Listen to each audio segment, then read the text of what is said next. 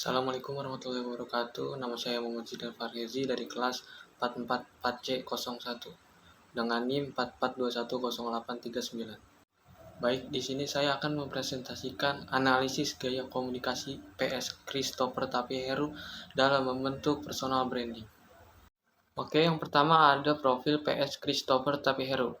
Christopher Tapiheru lahir pada 4 Oktober 1984. Kemungkinan umur dia di Indonesia sekarang berada di umur 38 tahun.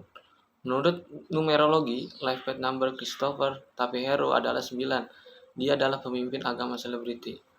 Dia ini tokoh agama dan influencer media sosial yang dikenal karena pernah melayani sebagai pendeta pengajar di Gereja Internasional New Wine. Dia sering berpergian untuk melakukan kuliah dan presentasi catatan kunci.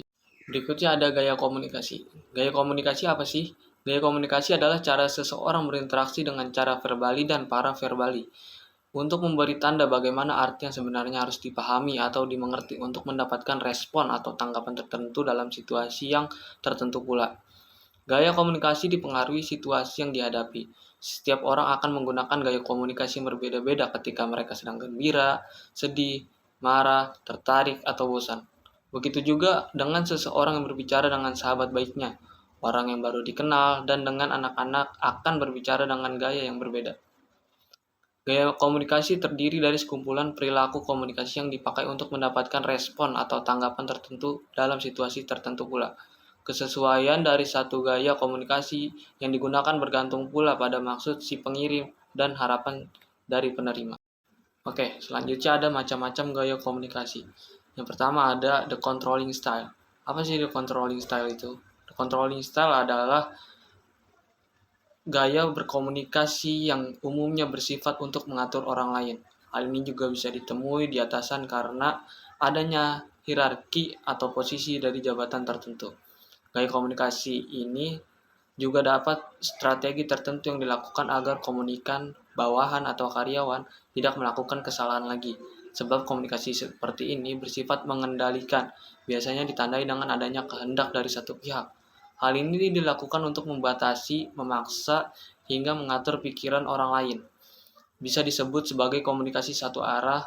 Orang yang menggunakan komunikasi jenis ini lebih berfokus pada pesan apa yang mereka sampaikan daripada umpan balik yang diberikan oleh komunikan mereka, kecuali jika umpan balik tersebut menguntungkan mereka. Yang kedua ada the equalitarian style. Gaya komunikasi seperti ini berbanding terbalik dengan gaya the controlling style. Dalam gaya ini, komunikasi bersifat menyebar secara dua arah.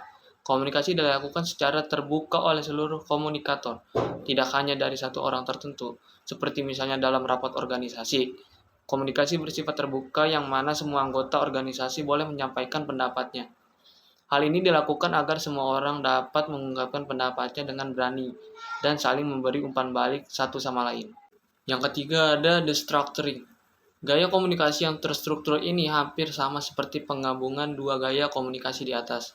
Dalam gaya ini, pesan dikirim dan disampaikan secara teratur dan sistematis untuk mendapatkan suatu perintah tertentu. Sang komunikator dalam gaya ini lebih berfokus pada perintah, pengaruh terhadap orang lain, dan informasi kepada sang komunikan. Gaya seperti ini biasanya disampaikan dengan membawa pesan dan nama dalam organisasi tertentu agar komunikasi yang terjadi di dalamnya memiliki kedekatan. Yang keempat ada the dynamic style. Gaya komunikasi dinamis bisa dikatakan cenderung agresif. Hal ini dikarenakan orientasi utama dari sang pengirim pesan adalah tindakan act-oriented. Komunikasi ini mudah ditemui di marketing. Tujuan dari komunikasi ini adalah memberikan stimulasi dan rangsangan kepada komunikan untuk bertindak sesuai apa yang diinginkan oleh sang pengirim pesan. Misal, seorang atasan memberikan stimulus kepada karyawan jika bekerja seperti ini akan mendapatkan imbalan yang besar. Maka untuk membuat karyawan bekerja dengan baik, atasan memberikan stimulus berupa imbalan yang bagus. Yang kelima ada the relinquishing style.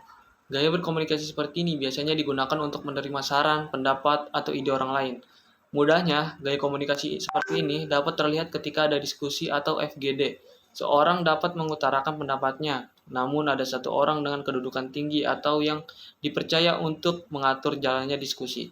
Hal ini dilakukan karena informasi yang ada dapat dengan baik dan lancar untuk disampaikan oleh komunikan lain jika sang juru diskusi memberi kebebasan dalam berpendapat dalam diskusinya. Yang keenam ada the withdrawal style.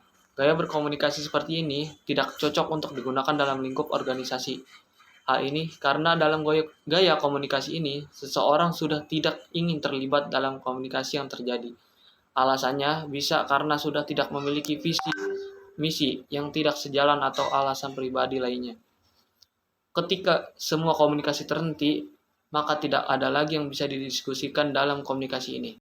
Next slide ada gaya komunikasi PS Christopher Tapiheru. Gaya komunikasi yang digunakan PS Christopher Tapiheru adalah gaya komunikasi the equalitarian style, di mana Christopher melihat halayaknya secara setara dengannya, mengingat bahwa Christopher menganggap halayaknya sebagai keluarga dan bukan sekedar penggemar. Gaya komunikasi tersebut membentuk personal branding sebagai sosok pendeta yang tidak biasa, apa adanya, dan sosok yang mudah didekati oleh halayak.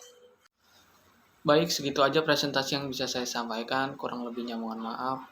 Bila ada kekurangan, mohon dimaafkan. Wassalamualaikum warahmatullahi wabarakatuh.